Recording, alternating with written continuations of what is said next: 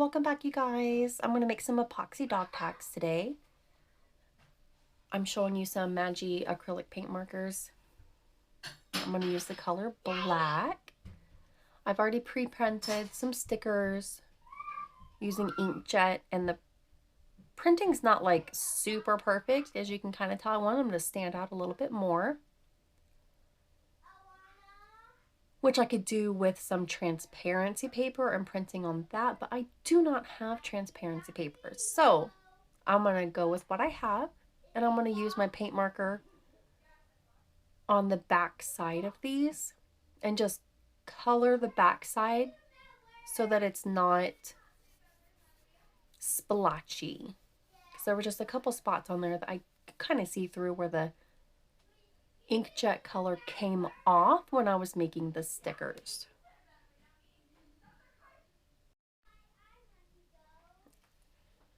As you can tell, there is a good difference between where I have and have not gone over the back of the letters. So I did speed this up. A lot of this video, again, is sped up.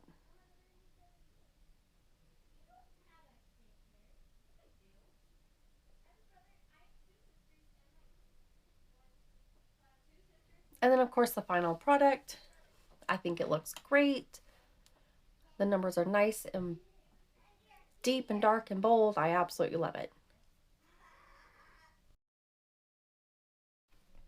I am just going to put these to the side while the marker dries. It is a nice, almost a paint marker, so it does take a little bit of time to dry. What you can't see is that I've already got a cured layer of resin down, the Weissbond bar and tabletop epoxy that I like, with my father's phone number, which I did the same thing as the names of the dogs. He wanted red, so I'm doing this engine red testers paint. I am wearing my respirator. I'm not wearing gloves because it's paint, but I do have my respirator on because it is kind of fumy.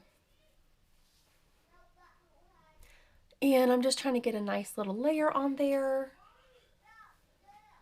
especially cover up my dad's phone number so you guys can't see it. Just going right up to the edges. I'm not getting it on the mold itself, but I'm getting it as close to the mold as possible.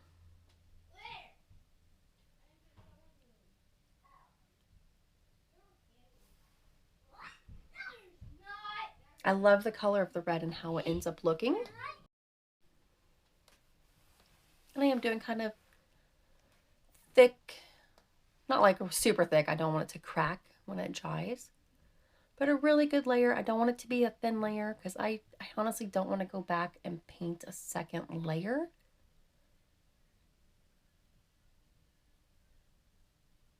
Just making sure I get into all the little spaces, all the curves.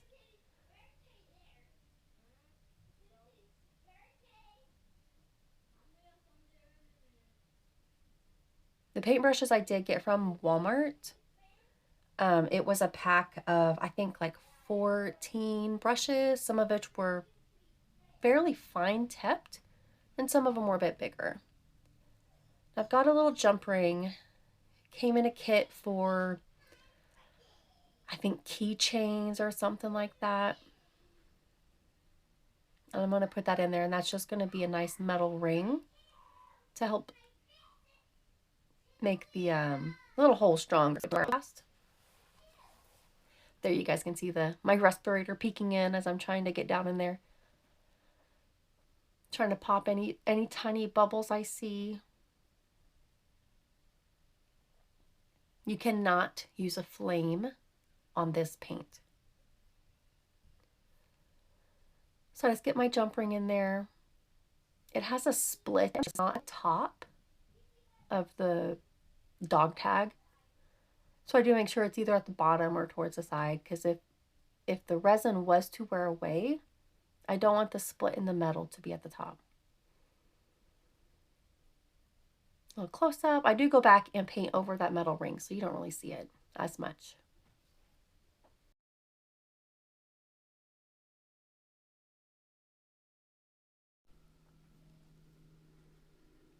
After I let the paint dry for a day or so, I'm going to go ahead and get my next layer of my top layer in with the dog's name. I let my epoxy set for just a little bit, but my room was just a little bit chilly. So I did have some bubbles, which is okay.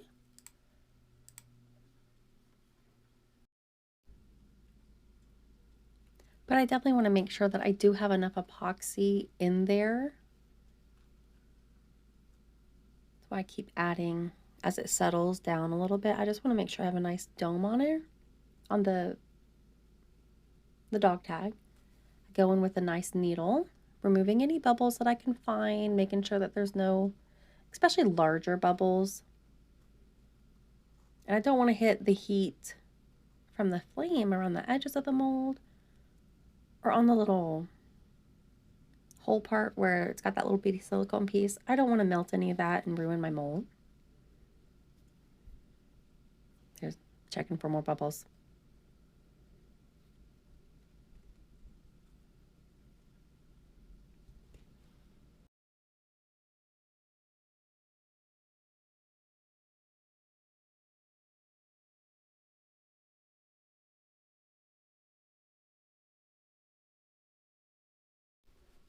Now that I'm happy that I've gotten the bubbles out, here's the dog's name. This is the same piece of what I call sticker from earlier in the video. I've just cut the dog's name off from the other ones. I'm going to slide it in one edge to the other.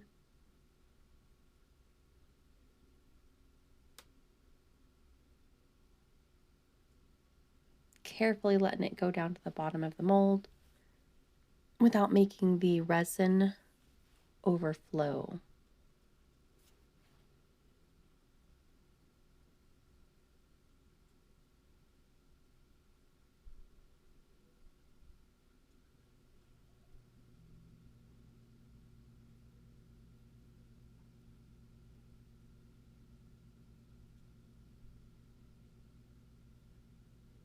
Just want to make sure that my tool is clean before I put it into the resin.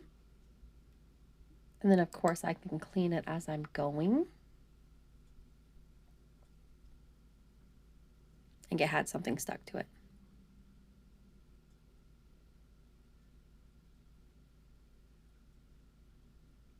Okay, now I'm just going to center that knee, make sure there's no bubbles, get it exactly where I want it to be before the resin cures.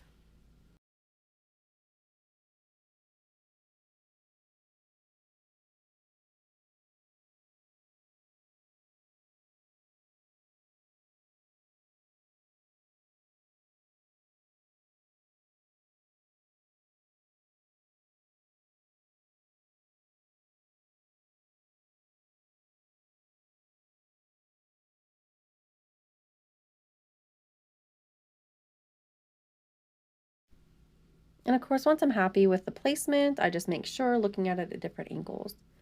Here is the completed project. A day or two later, the top of it's all smooth and glossy. Get it popped out of there. We do have some flashing, which is fine. Cover up the phone number. Yay, phone number. Okay, so that flashing is easy to remove. I think it was for only like $1 or so. I got these cuticle trimmers. I think it was at like Dollar General or Walmart. I think I paid $2 or $3. I got the cuticle trimmers where the little trimmer part is flat, not a curve. And I just snip off those pieces and I mean, voila, it's all done. I don't like how sharp a lot of the edges end up being. So I do go over with my X-Acto knife. I usually go in the opposite direction that my blade is facing. So I'm not actually like cutting into my edges. I'm scraping off the little sharp edges. Now, if you are allergic to epoxy resin, definitely wear your respirator, And on this part, wear long sleeve shirts, pants, socks, and gloves. The resin powder doesn't really bother me as long as I wash it off. I mean, I'm never usually doing this step for very long. And then I go through my room and I use the vacuum on the hard floors even. I vacuum up all of that dust just to make sure it doesn't just sit in the room or anything. And then my vacuum's got good HEPA filters on it, so it's not going to go back in the air at all. And I am doing this pretty late at night, so yes, I would normally wear an apron, but I'm going to go straight to bed after this and put my clothes in the laundry, so it doesn't really matter today.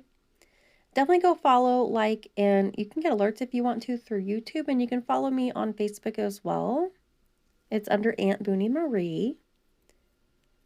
You can see some of my products there that I've got.